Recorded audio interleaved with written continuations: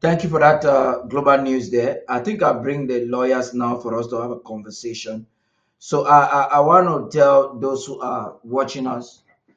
Unfortunately, I'm not going to talk about Pony Long because there's nothing to talk about him. When you see a crime baby with an oozing nose, trees, and you call the baby to come so you can clean the nose. The best you can do is to clean the catheter that is flowing out.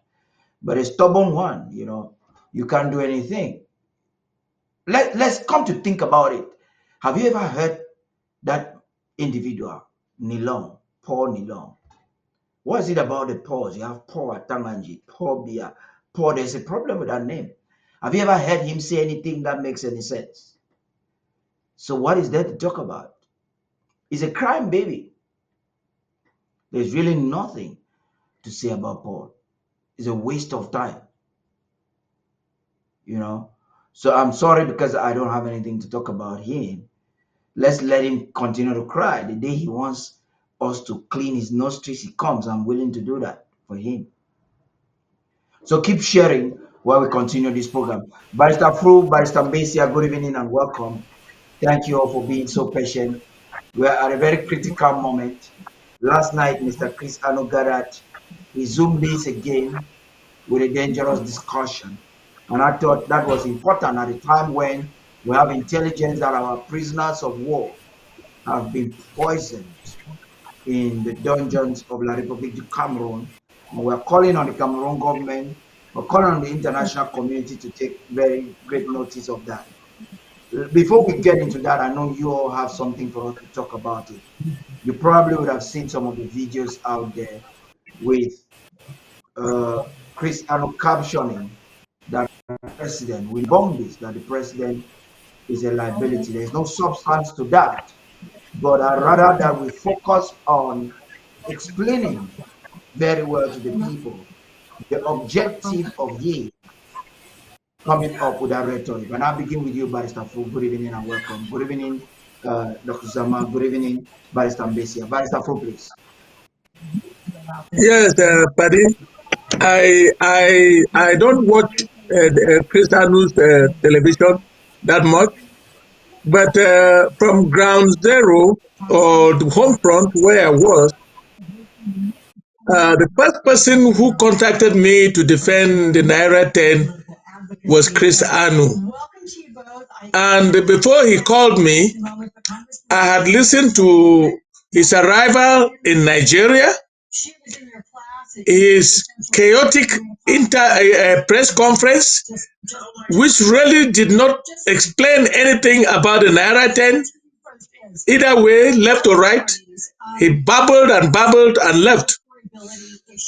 The question I ask is, why did Chris Anu come to Nigeria? Because while we were on the home front,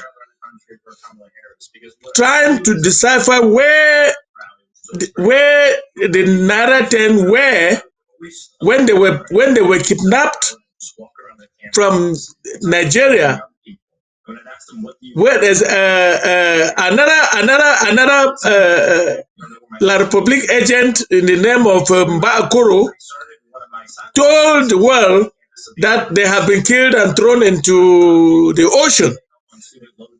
I did not believe any of those, because the circumstances under which they were put in that plane, those that were left behind, i.e., what is his name again?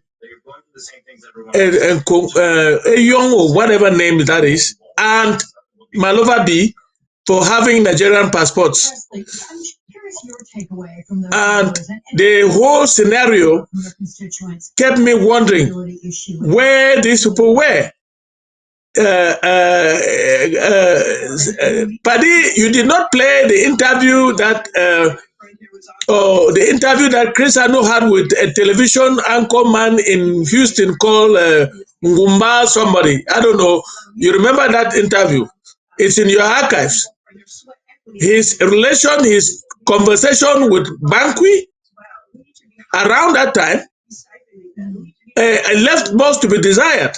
So when I came to the United States and I met Chris Anu as the Secretary of State for Communication, and I was on his show a couple of times. I kept telling myself that this man, I don't know why he is where he is, because it is not clear to me why Chris Anu is running the ABC Amba TV. But I had no power to question anybody because I was new in the United States. But I kept suspecting Chris Anu. Immediately, Ngumba brought that his interview with Chris Anu and accused Chris Anu directly for communicating and working with Colonel Mbakwi. Chris Anu said nothing. All he did was, why are you Okay, doing this? Who I planted you? He think was even blocked I'll come to back you. I want to during that hear you. interview. And I kept suspecting. And I remember one day in the cabinet, because Chris Anu had his agents right in the cabinet. One of them was Dr. Abongwa, and the other one was John Ogawa. And in the cabinet, Abongwa threatened the president that if he doesn't do this, I will do this. Listen, let me finish my story. No, I want you Let me to finish use my the story sound. I want you to use the before I lost background the sound. train. No, the sound is disturbing. There's a sound television Oh, that is making people not to hear you. my sound? Yes, at the back. Please, do you want to remove it? There's the TV is Oh, playing okay. or something. All right. Oh, Yeah, sorry about that. Sorry about that. yeah, it's interrupting your sound. Yes. Yeah, please just When go ahead. while I was there in the cabinet, and Abongwa gave an ultimatum to the president. And when we met in the cabinet, I don't know whether Barrister Mbesa was there. I asked the question: if the president does not do what you say, what will you do? And Abongwa was forced to apologize and withdraw that ultimatum. And that is when I knew that they were working together. Before that, Chris Anu has written a letter to the cabinet saying that it's time to hand over to Ayuk Tabe and his people.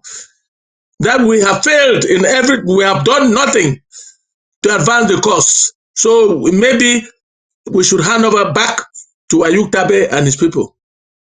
And I immediately told the president that this is a red flag. This is a red flag. You know, our president is a very calm man. He's a very calculative man. He is a pastor, so he didn't take me seriously. At that time, he said, "Well, I will wait until I see what they are able to do." So Chris Anu had everything to do with along with Atam. Like I said last week, Chris Anu he knew about what was going to happen. He knew he was very much in touch of that process, and he landed in Nigeria just around that time to hold a press conference that didn't mean anything.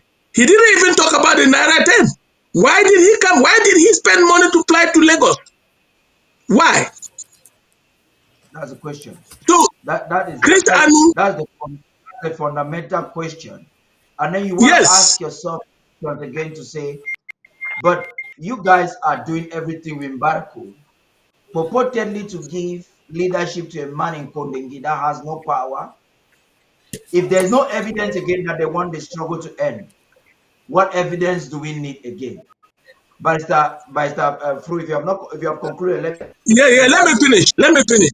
And then after that, the president did nothing until again Chris Anu, Abongwa, and John Ogawan. You know, at that time, the vice president had a right to sign a requisition. They met again to take money from the capital, from the national treasury, ordered by Abongwa, $135,000. And John Ogawan kept giving some kind of promises to the cabinet. Oh, the vehicle carrying the goods is somewhere between this and that. And I told the president that we are in for trouble. And they included one Alaji. I don't know who Alaji was, and up to now I don't even know who is called Alaji.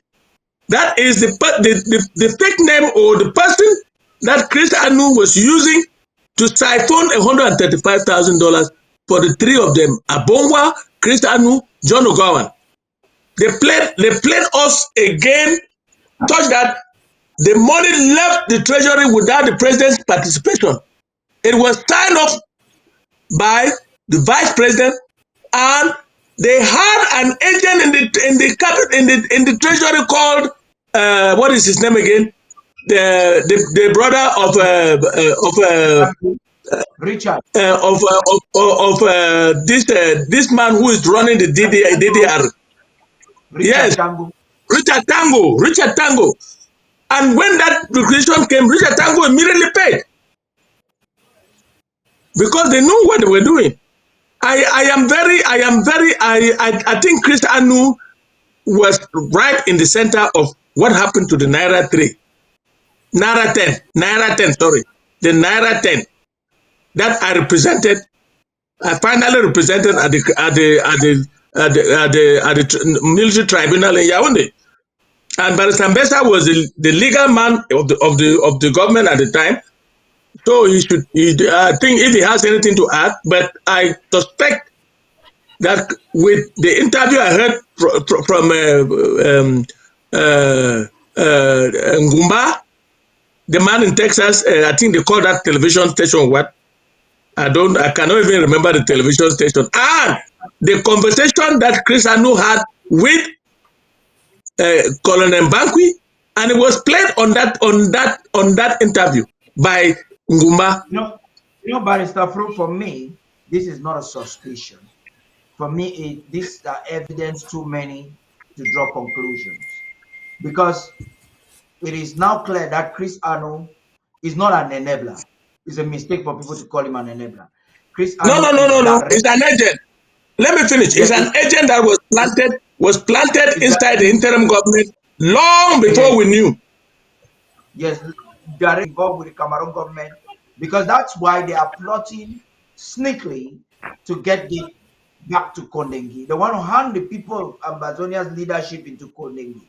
When you see they start gathering the Mbariku and the others. Yeah, can I address that? Yeah, can I address that? I remember. Let me just one sentence. One sentence. I remember when I was defending Ayuk Tabe and others. I told them that you should not accept any food, any kind of food or drink coming from the prison system here, because we were giving the interim government was giving them enough money to be able to eat, to be able to buy their own food and cook. And if that is happening now, then I don't know. I'm not there yet. That's why I told you to wait so I can coordinate the program. That even at that, Cameroon government doesn't need them to take food before he poisons them.